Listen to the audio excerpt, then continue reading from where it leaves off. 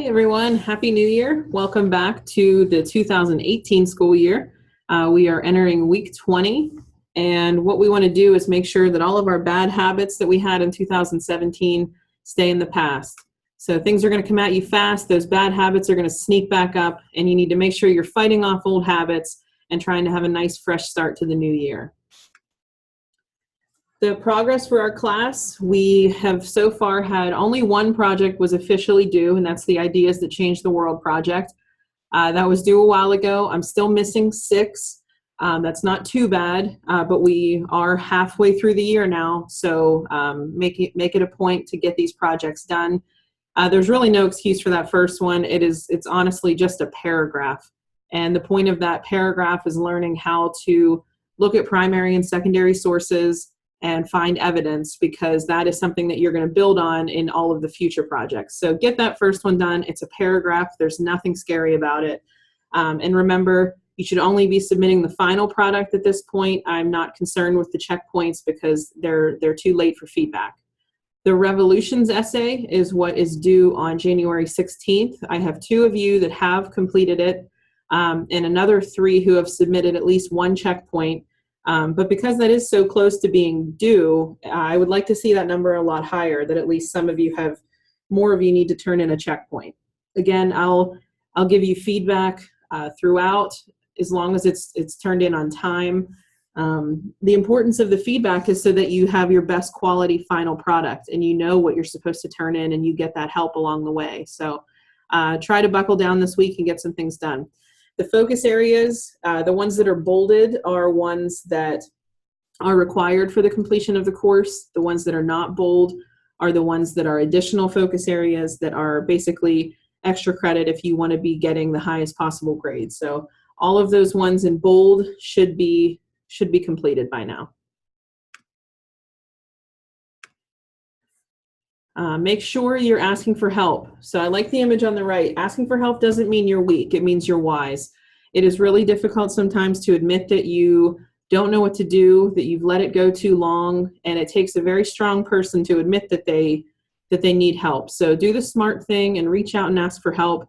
There's lots of ways you can get help. We have learning labs in the building on Mondays and Thursdays.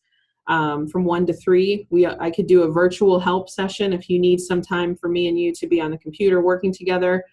We can do a virtual session. You can send me a hangout or an email, or feel free to call into the office, and that's my direct extension is 109 if you ever need to speak with me.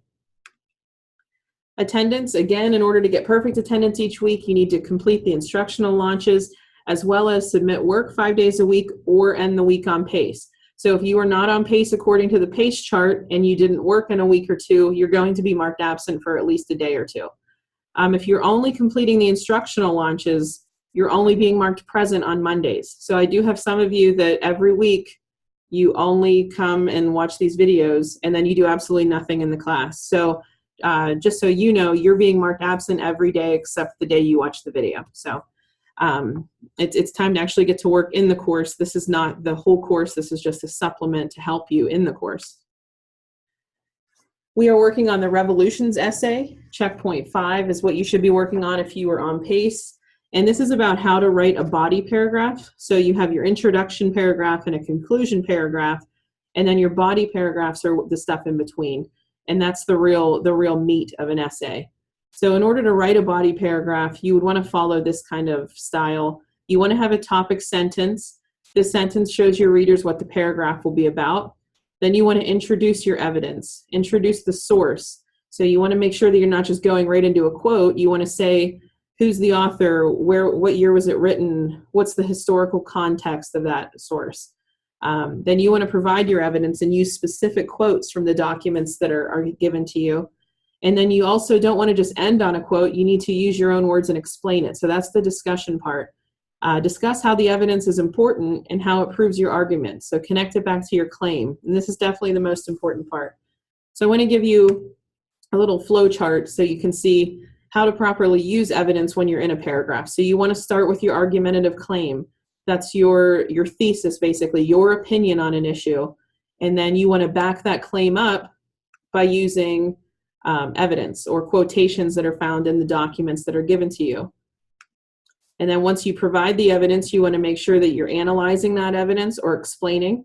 And whenever you're explaining or analyzing the evidence, you want to tie it back in and connect it to your argumentative claim. So just to give an example, an argumentative claim could be, Christopher Columbus should not be viewed as a hero because he and other Europeans killed and enslaved the Native Americans. That's a claim, it's an opinion. I need to back it up with evidence now. So by providing a direct quote. So I would say, Bartolomé de las Casas was a friar who provided a first-hand account of the atrocities that the Spanish were committing against the natives. In 1542, he wrote that the Spanish, quote, are still killing, terrorizing, and destroying the native peoples, end quote. And then I source it, I cite it with document C so that the reader knows where I found it. And I did a nice job of introducing who is Bartolomé de las Casas, in what year did he write it. I didn't just put a random quote, I explained it a little bit. And then I analyze it and tie it back into my claim. This shows that Christopher Columbus started a long campaign of brutality against the Native Americans. Columbus landed in America in 1492, and 50 years later, the brutality was still occurring. So this is the proper chain that you want to be following whenever you're introducing evidence in the body paragraphs. Okay, now for submitting the essay. I think some of you guys are still confused as to how to submit something properly in Summit. As you can see, the share button up here in the top right, I know that is there, and it does give you the option to click that. If you are submitting things that way, that is not the right way, okay? You do not want to be doing that because that doesn't actually submit it in the platform. So a lot of times you think you're submitting something and we have no idea, it's just sitting there. So to properly submit something, if you are clicking request feedback down here in the bottom right, yeah, that's the stuff. That's the right way.